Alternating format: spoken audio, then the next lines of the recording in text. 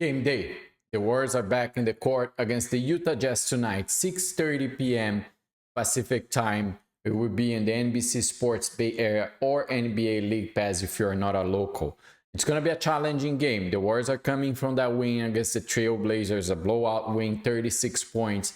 The Utah Jazz are coming from a loss against the Memphis Grizzlies, but it was a very tight game. And remember him, Lauri Markkanen, the guy that was very connected with the Warriors in the trade rumors this last free agency. He scored 35 points. Our small ball lineup will have to show that they are capable of dealing with sizable front courts. You have Lauri Markkanen, tall guy, and you also have Walker Kessler, a center that some people also connected with potential and good names for the Warriors because we are looking for that sizable player.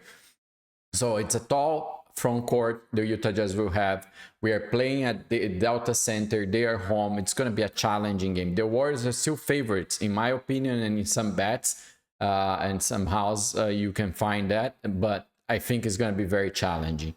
So, and there are some key news which might change the landscape for this game. And it's already, I have been saying about the depth of the roster that the Warriors is so much invested and believing that's going to be the path for the season. It's already being tested. So if you look at the report for the game, you will see that Stephen Curry, Draymond Green, our main two players, our veterans, and also D'Anthony Melton, they are all questionable for the game. I do expect that most of them, or at least one of them, should play. But if they are not, we will already see some rotations and how the Warriors would behave without those key players. So I expect that if Stephen Curry is not playing, we might see Brandon Porzingis as a guard. And if you have D'Anthony Melton, he also could do that position. If Draymond Green is not playing, we have Kyle Anderson. We also could move Jonathan Kuminga as the number 4. So there's all these possibilities, but that's how we see the options that the Warriors have for the season and how good we are without those key players, right? We have a 12, basically a new thing. It's not very used in the NBA, this 12-man rotation, which could be reduced to even 9 right now. And still the Warriors will have to show if they have capable firepower to win this type of games. So very interesting to see how the Warriors will behave tonight. I think we have all the chances. Like you look at the Utah Jazz, they have Colin Sexton, they have Lauri Markkanen, as I mentioned, so they have firepower as well. Jordan Clarkson. So it's a strong team, but I think the Warriors have a depth that they don't. I think our bench is going to be a big piece in this game as well.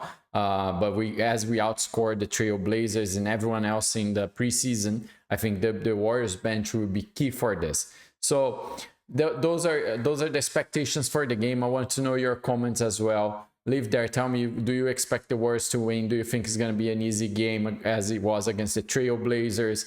And we're going to be here back tomorrow commenting about the results as well. There are a few more news that I want to share with you.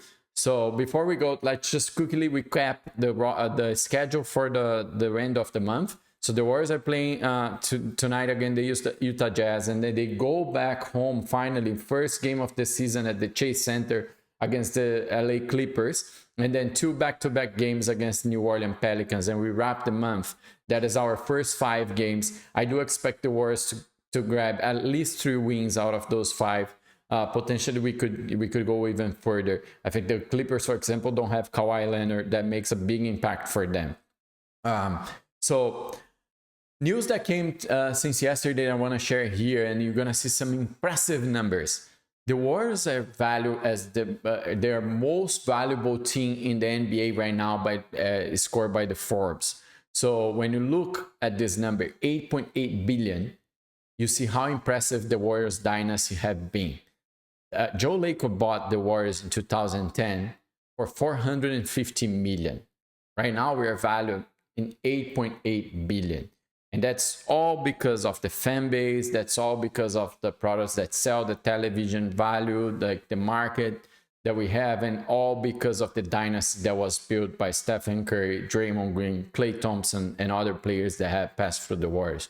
So it's impressive to see this number. It just shows how big the Warriors is, how big the Warriors nation, the domination is.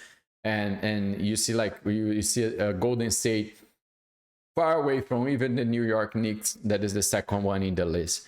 So I want to share that. And then the second news that came as well is that NBA announced the NBA Emirates Cup courts. You remember those nice games with different courts. It's very interesting. It creates competition in the beginning of the season. They announced, and I think the Warriors made a big improvement there. So very exciting. I'm going to show you right now both courts for the Golden State Warriors, this year one and the previous one. And I want to know your opinion in the comments, which one you like the most.